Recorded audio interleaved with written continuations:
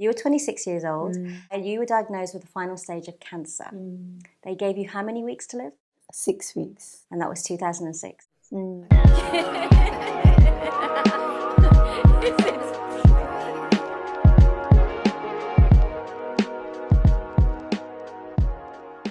So today I'm really excited because I met Rashida about 2 weeks ago and I feel like she's like a soul sister for sure because we both live in the same town.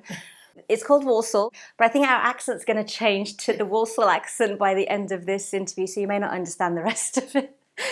But Rashida, I wanted to interview you because your story is so interesting, and you as a person, I mean, we couldn't stop talking when we met each other for 3-4 hours. First of all, you started in the finance world, and one of the things that you talk about is wellness and wealth, and how you believe in good health and great wealth. Yeah. Both go hand in hand, which I love. So I'm going to fast forward this story because it's quite long. But in 2006, you were 26 years old, and you were diagnosed with the final stage of cancer. They gave you how many weeks to live? 6 weeks. And that was 2006. So I always believe that, you know, the universe, the only way it can wake us up is by shaking us up. That was your shake up, right? Your wake up call. How did you go from being given 6 weeks to being here today in 2019? The first thing I can say is, I guess it wasn't my time to go, right? So one of my fundamental beliefs is that when you arrive on this planet, it's already written when you're born and when you're going to pass. So that's the first thing. It was because I wasn't meant to go. But what happened in that moment, like you said, you know, we don't get changed until like the world has shake us or circumstance. I realized and learned how connected we are to our body. And in the process, and actually at that time, it was a process out of fear.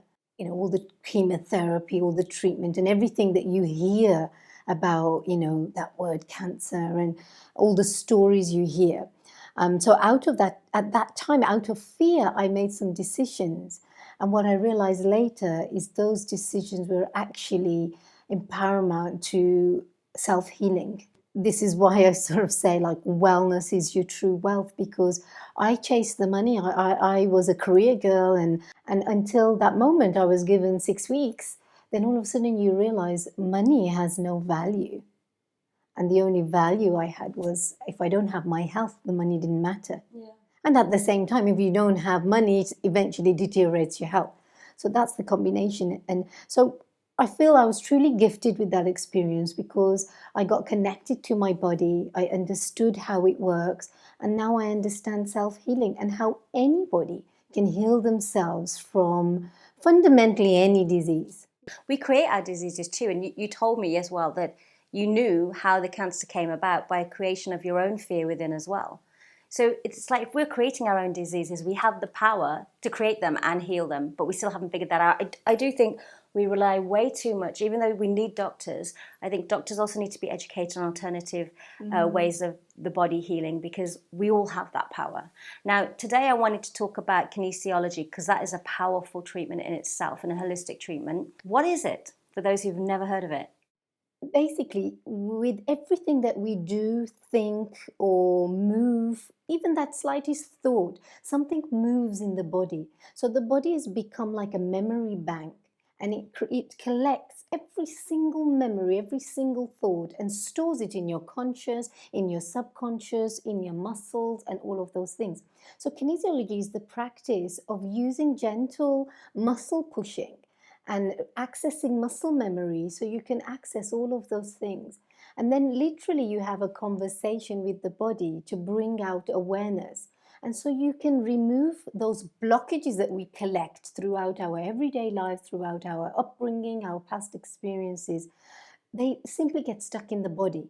Now, the best example I can give you is, and everybody can relate to that, is when you get stressed, you tend to get tension in the top of your shoulders, and you go for a massage and your massage therapist will say, oh, you've got knots on your shoulders. Are you stressed? And you'll say, oh, yes, I'm extremely stressed. And you can physically feel a knot. So stress was a series of different thoughts and fears and beliefs. And what happened is they got stuck in the body. Became heavy and dense, that created into a physical mass that literally made your muscles knot up, inflame, and create a knot that you could feel. And when pushing it, it hurts. So imagine that's one knot there. Imagine all the blockages that could appear anywhere in the body. And why people heal from sessions of kinesiology, because the natural state of the body is to heal itself. For me, kinesiology is where the body will not lie. You can lie, but your body won't lie. So show everybody how you showed me what my name is and how my body told me my name was Punam or my name is Rashida. Yeah. Right, so we're going to do a brief demonstration for you of how my body can't lie. This is how I believe kinesiology works with the energy in the body. So show everybody. So it's not a lie detector, first of all, though it's a good use of it. Actually, you're right, a lie detector. Especially for parents and children. So I just want you to say, my name is Punam. My name is Punam. And hold. So your body knows that very much. So your name is Punam. And then I want you to just repeat, my name is Rashida. My name is Rashida. And hold. So there you go. Try to hold. Even pretend you're Rashida. There's no way that your body can hold that, because you're not Rashida. No. So what happens is there becomes a delay in that conviction. I'm Punam, of course. So your body said. This is quite scary, because you could literally check anyone saying, I feel like I'm worthy. I feel like I'm good enough. Absolutely. It's like, and like I'm saying, you just can't lie. You can pretend on the surface, but inside what you truly believe is coming out. And what tends to happen is we often say things in our everyday lives. We often say things to ourselves again and again and again. And either they're at the detriment of our well-being, or they empower us and they uplift our well-being. Yeah. The question is what is it that you're saying to yourself on a daily basis? So what I want to know finally is, how has kinesiology affected, changed, or helped your life overall? Like before, I always used to believe that we're bound by circumstance and we're bound by our past as well. And with kinesiology, I realized that we don't have to suffer in illnesses. In fact, as I said, 90% of illnesses, I believe, and Deepak Chopra believes, that can be cured through holistic ways, without medication. Oh, I truly believe that. It's the whole reason I started Soul Traveller, because I've lived like that my whole life. And, Indian culture, even a lot of Arabic cultures, a lot of cultures, Aborigines, we all believe in the use of nature and earth. And that's all we had at the time. So if that still works, where did we change to? So for me, it's changed my vision of the world, and how now I know, like, I can help so many people to understand how they can heal themselves. Look, when it's your time to die, you'll die. I'm not somebody who can save your life. I know you have the power within you to live the life that you want up until that last moment.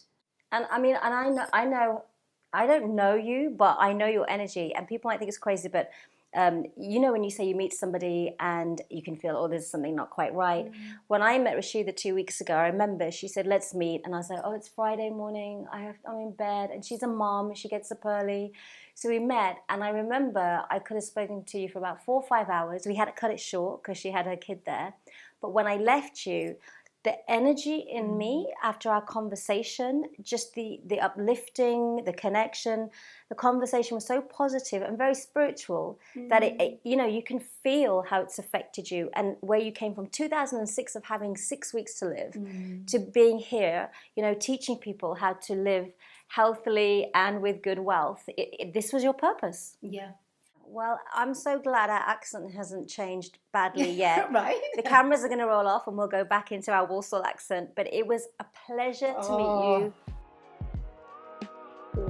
And I can't wait for so much. my private session off camera.